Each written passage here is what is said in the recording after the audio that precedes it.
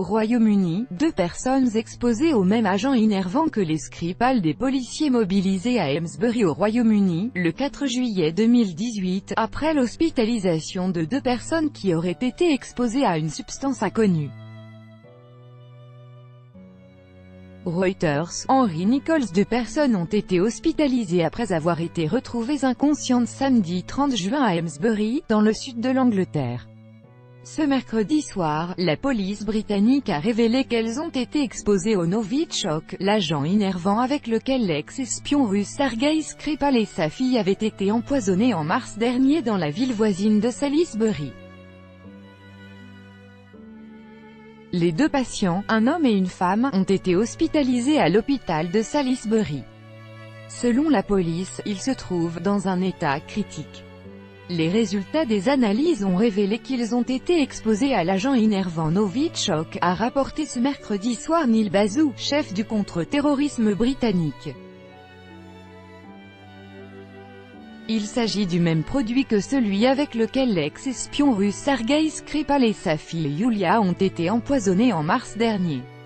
Le laboratoire de la défense de la ville voisine de Porton Down a confirmé l'usage de cet agent neurotoxique de conception soviétique.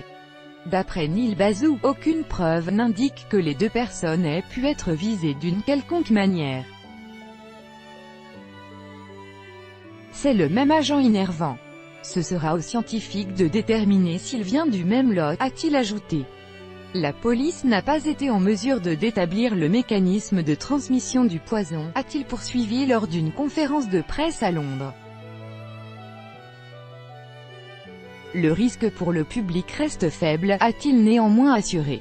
La police explore 2 hypothèses, rapporte notre correspondante à Londres, Muriel Delcroix. La première pourrait être celle extrêmement inquiétante d'une seconde attaque Novichok, peut-être pour tenter de brouiller les pistes autour de l'affaire Skripal dans laquelle la Russie a été directement mise en cause. L'autre serait que le couple aurait été exposé à un endroit où aurait touché un objet ou un vêtement abandonné par l'auteur de l'attaque de mars dernier qui aurait échappé au vaste processus de décontamination mené par la police autour de Salisbury.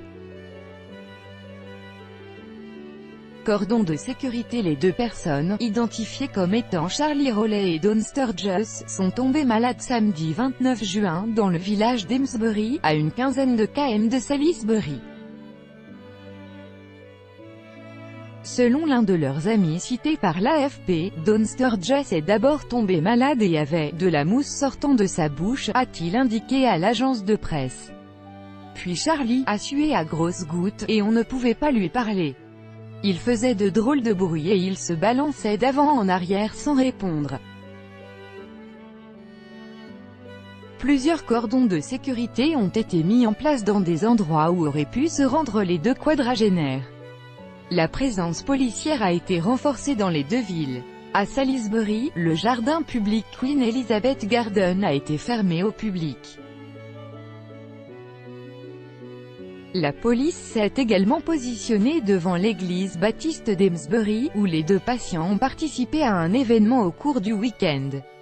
L'agence de santé publique Health England a estimé que cet événement ne posait pas de risque sanitaire significatif pour le grand public. Cet avis sera continuellement réévalué, en fonction des informations connues, a prévenu un porte-parole de fait cité par l'agence Presse Association. L'affaire Skripal dans toutes les têtes. Un porte-parole de la première ministre Theresa May a indiqué que l'événement était traité avec le plus grand sérieux, et que l'exécutif était tenu régulièrement informé. Une réunion d'urgence a été organisée ce mercredi matin. L'enquête est conduite par la police antiterrorisme, comme dans le cas des Skripal, et qu'une centaine d'agents y travaillaient. Le 4 mars, Sergei Skripal, alors âgé de 66 ans, et sa fille Yulia, 33 ans, ont été victimes d'un empoisonnement à Salisbury. Un incident attribué à la Russie par le Royaume-Uni, soutenu par ses alliés occidentaux. Moscou nie les faits et l'épisode a entraîné une crise diplomatique et la plus importante vague d'expulsions croisées de diplomates de l'histoire.